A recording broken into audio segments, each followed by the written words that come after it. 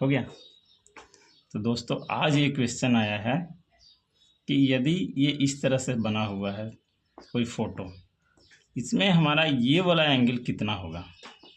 यदि हमारा P Q R 110 degree हो और टी एस आर अगर 130 डिग्री हो तो ये वाला कोण का मान पूछ रहा है।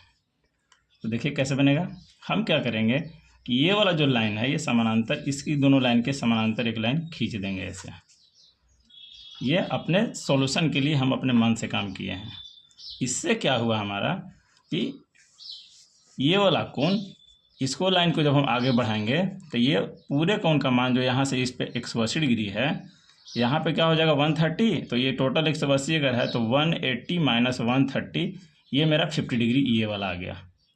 लाइक दैट सिमिलर हम यहाँ पे भी करेंगे कि इसको हम एक्सटेंड कर देंगे आगे, तो ये भी उसी तरह से क्या होगा कि पूरा पे 180 उठाया तो ये वाला कोण का मान हमारा हो गया 180 माइनस 110, यानी कि ये हो गया 70 डिग्री।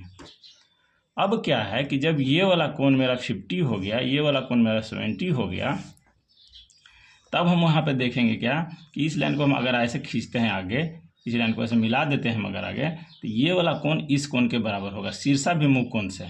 एक नियम है, शीर्षाभिमुख कोण बराबर होते हैं।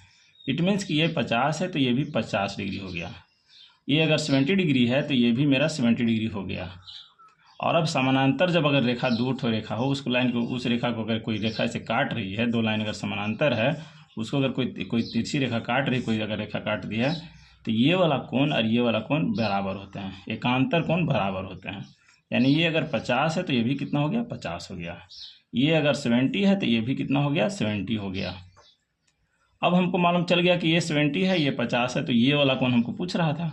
अब हम फिर से वही आ गए कि 180 पूरा होता है, तो हम क्या करेंगे कि Q R S equal to angle Q R S equal to 180 minus 70 plus 50। It means कि 180 माइनस 120 यानी कि 60 डिग्री। ये आपका करेक्ट आंसर हुआ। इसमें हमको यही समझना है कि एकांतर कोण और शीर्षाभिमुख कोण ध्यान रखना है। ये इसका सॉल्यूशन होगा 60 डिग्री आंसर।